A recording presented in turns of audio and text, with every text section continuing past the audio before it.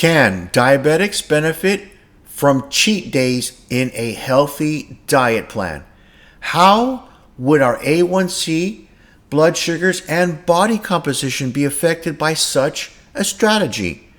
Does it rev up your metabolism while easing the misery of being on a restrictive diet? Depending on the composition of the cheat meal and how effectively you balance the macronutrients, that cheat meal will either hurt or heal the health of our bodies. The incorporation of cheat meals or cheat days into a diet plan has become extremely popular amongst us fitness enthusiasts for a very, very long time. So you can imagine, I am no stranger to just about every version of cheat meals, especially when dieting down to under 5% body fat levels. And I've been doing this for well over 30 years now. But before we begin, I must remind you, looking like this has been a lifelong battle for me. I was that chubby kid in high school, brutally ashamed of his body. Never would you ever catch me with my shirt off in public. Always asking myself, why is looking good so easy for everyone else but me?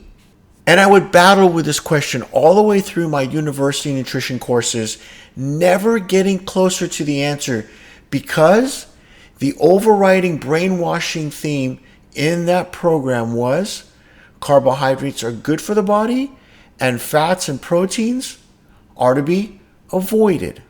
Cheat meals have become mainstream, and this is a very popular topic of interest.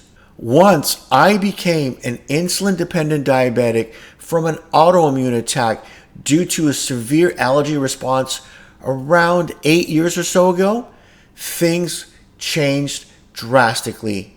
Cheat meals for me now are exponentially more complicated than ever before. And for us diabetics in particular, there are further consequences to our health non-diabetics do not have to face. Today, we will address all concerns. What happens to the body when we cheat? From insulin requirements both at the pancreas and exogenously, that means insulin taken by injections, to body composition fluctuations, all the way including the brain and the emotional or mental side of the equation. Why is the latter important to discuss? Because the cheat meal strategy focuses on a reward-based system. It may be ineffective for those who have a difficult time self-regulating emotional eating. Some people may experience feelings of hopelessness and guilt because cravings then opens up a floodgate, which ultimately leads to worsening health and failure. What about the composition of that cheat meal? Does it matter? And if we really wanted to cheat, but do not want to deal with all the negative consequences, then how would we set up that perfect cheat meal? Let's start with this appropriate quote. To eat is a necessity, but to eat intelligently is an art. A cheat day is one way of hypothetically easing the misery while being on a very restrictive diet. But then, how do you define cheat day? Is it a day that you choose once a week, once a month, on your birthday, at holiday time? And which holidays would that be? For some, it eventually morphs into days that end in the letter Y. The dictionary definition of cheat is to act dishonestly or unfairly in order to gain an advantage, especially in a game or examination. Does this make any sense? Are we playing games? Or are we doing something dishonest by having a cheat day? Or does the dieting itself invite extreme hunger, severe food cravings, and just flat out makes us miserable? The next question we must ask: how do most use cheat days? The standard way is to eat clean for around 6 days a week and stick strictly to one's diet. Then on the 7th day, you can eat whatever you want for either that one meal or for the entire day. And that could include junk food, highly processed food, sweets, desserts, and so on. But before we understand what happens to a diabetic body when one cheats, we need to clearly see and observe how cheat meals affect non-diabetic, healthy individuals first. We can actually turn to 2 studies to get a really good idea. The first study called for a group of Australian men, all of whom were an average age of 22. They were young, fit, non-diabetic. They were to consume 1,000 calories a day for either 5 days or 28 days. The short 5-day splurge mimicked what overeating may look like while someone's on vacation or on the holidays, whereas the long-term splurge was supposed to emulate chronic overeating. In short, those who temporarily indulged for just 5 days did not see any significant increase in either weight or fat mass. Fasting levels of blood sugars didn't change either. However, the participants did experience an increase of visceral fat. To my amazement, the authors of this study downplayed the importance of this. Visceral fat is the fat inside the body that surrounds the body organs, not the fat that you can pinch underneath the skin. This is the fat that directly causes insulin resistance and diabetes in the very first place. What's worse, those who overindulged for almost a month collectively witnessed an increase in total body fat, visceral fat, and post-meal blood sugar levels. In another small study done in the UK, researchers fed 15 healthy young adults who were also fit. They were non-smokers, physically active, and free of cardiovascular disease or diabetes. A diet packed full of greasy stuff like pizza, sausages, bacon, cheeseburgers, cheesecake for one day. They then gave the participants a sugary drink followed by an oral glucose tolerance test. The findings of the study were actually quite shocking. After eating all the fats and carbohydrates together, and that is the key, the fats and the carbs together, the participants' bodies were substantially worse at handling sugar. Their insulin sensitivity was substantially reduced. Not only this, but there was a sustained overproduction of insulin by their pancreas.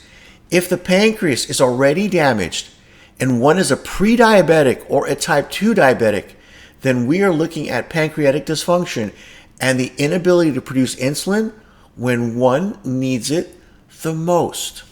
We have to remember, type 2 diabetes actually happens in 2 phases. The first phase, which lasts approximately 10 to 15 years, shows a slow increase in insulin resistance. This is because of all that intra-abdominal fat that is accumulated along with the fats in the liver, also known as fatty liver, and lastly, fats that are in the muscle tissue. What is critical to understand that these fats are not from the foods we eat, but rather from the overconsumption of carbohydrates. And it does not matter the type of carbs, whether it's fruit, whole grain breads, cereal, juices, or even soda. It is our livers that convert all these excessive carbs to that special type of fat that is then stored in all the wrong places. Because these specific fats work against insulin, the body compensates by continually increasing insulin levels. Over that first phase of around 10 to 15 years, blood glucose levels are actually relatively normal. But that high insulin production in the background is now becoming inflammatory and is causing metabolic diseases like high blood pressure, cancer, heart disease, all the way to infertility. Then, something suddenly changes after approximately a decade of rising insulin resistance. Pancreatic beta cells responsible for insulin production are simply unable to keep up. As this mechanism fails, blood glucose rises and rises quickly, and it only takes 2 years or so before full-blown type 2 diabetes is diagnosed. Beta cell production peaks and eventually starts to fail, just like a car engine that has been pushed to extremes. It simply blows out. The progressive decline in insulin production is often called beta cell dysfunction or sometimes pancreatic burnout. It is rarely discussed that your pancreas has the opportunity to improve insulin production once you've received your diabetes diagnosis, depending on how far you've pushed it already. Just like resting your body from an illness or injury, your pancreas needs to rest. Consuming cheat foods and cheat beverages that are both high in fats and carbohydrates for one day causes extreme glucose spikes, which does not allow that pancreas to rest. Improving insulin production is a long-term solution for some. For others, once it begins to fail, it will continue to fail at a faster rate if the diet still remains high in carbs, especially refined carbs. Consistency is critically important. Cheat meals can impede your progress. Each time you cheat, especially with a glucose spiking food, there will be a setback to resting your pancreas. Think of it like picking a scab without giving your body the time and the ability to heal. If that check light engine is on in your car and you know there's damage, would it make sense for you to continually smash that gas pedal and redline the motor? No, it's the same thing for your pancreas. When it comes to us type 1 diabetics, dosing insulin for that cheat meal or even that cheat day gets extremely complicated. I personally get very anxious and do not enjoy foods when I know I cannot control my impending blood sugar roller coaster ride. It's just not worth it to me anymore. In the episode, Why Carbohydrates and Fats Eaten Together Cause Insulin Resistance, which I will put in the description box for you below if you've missed it, we discuss the effects of food on the brain. Carbs and fats eaten together results in what researchers call a supra-addictive effect. That is, multiple areas of the brain get activated at the same time, resulting in much more dopamine being released and a bigger feeling of reward being produced. This supra-addictive effect on the pleasure centers of the brain also comes along with the fact that more insulin is released when both carbs and fats are eaten together. It's a double whammy. Let me repeat this important point. When carbs and fats are eaten together, the pancreas is then put under the greatest amount of pressure. That is because you have two sources of energy coming in at the very same time. At rest, the total amount of fuel in our bloodstream at any given time, that is ketones, glucose, and fats, is only around 30 calories.